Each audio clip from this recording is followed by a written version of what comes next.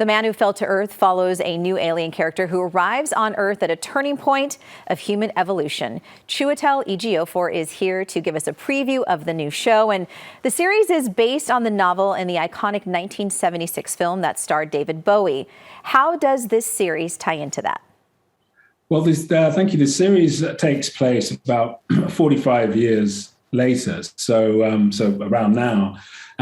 Some of the same characters are in it. You know, David Bowie's character was Thomas Jerome Newton, and that's played by Bill Nighy this time around. And a lot of the themes, you know, the ideas of Anthea, the planet that both Thomas Newton and myself, my character Faraday, come from, is in terrible turmoil and, struggling to survive, and probably won't survive without the help of Faraday. And that's the mission he's on Earth. And so, that's a sort of direct tie-in as well from the original film and story. And then it expands really into our own time and our own concerns, environmental concerns, in terms of connection and migration and all of these things that we also deal with and think about. And then I think this kind of rich layering of family. Faraday meets a family through Justin Falls, who is a scientist that he's trying to connect to, and that's played by Naomi Harris. And he meets her father and her daughter. And so they form a kind of band. And as an alien, he starts to learn about human connection, human family, and human love. Watching some of the clips, what an interesting character to play, because in some of them, it's almost, he's here, he looks like a human, but he talks a little different, and just kind of creating that emotion when he interacts with other people who are on Earth. How was it to kind of prepare for that character?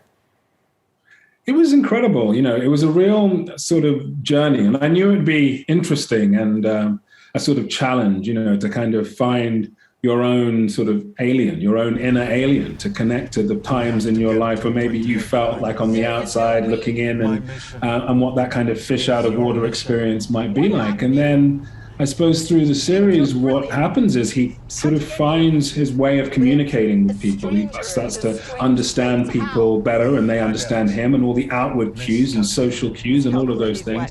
And then he discovers himself sort of changing psychologically, how, the humans around him affect his nature, his psychology. And so he embraces these aspects of humanity. And it's just a very rich development of this really fascinating character. Yeah, it looks really interesting because of the character and, of course, the storyline. Do you think people should read the book or maybe watch the original film to sort of get the background before they dive into the series?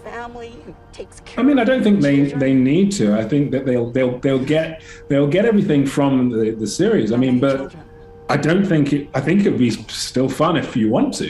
It's like it's great source material. It's great. It's a beautiful book. Fantastic adaptation. The first adaptation being the film, and it's an iconic performance by David Bowie in the film. And then I think this is a really rich addition to the legacy of this story, and how these themes play for each generation. Obviously, things have changed since 1976 in some ways, but some things we still kind of wrestle with. And so I think it's fascinating to explore it in that way.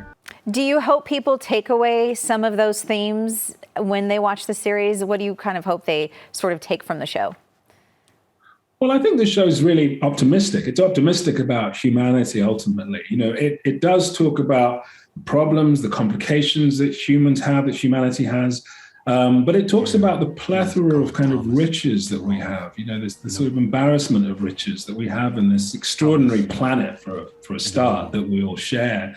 And obviously he comes from a planet that is dying. He doesn't want that for Earth. And it really does, I think, as a show, kind of encourage some kind of connection with our natural world, which I really love. I think as a sci-fi theme, I think it's so sort of rich. But then I think that I think it's kind of a fun, and it's fast paced, and it's engaging, on a lot of different levels. But I think it has a lot of heart, and I think there's the family at the center of it, and the nature of connection, and the nature of human connection is really I think probably for me, the most kind of engaging central part of the story. Yeah, despite the out of the world, if you will, storyline, it really, just from the clips I've seen, it has that engaging. The characters look amazing. I'm actually looking forward to seeing it. The Man Who Fell to Earth, you can catch it on Showtime on April 24th. Thank you for being here. Thank you. Thank you. Pleasure.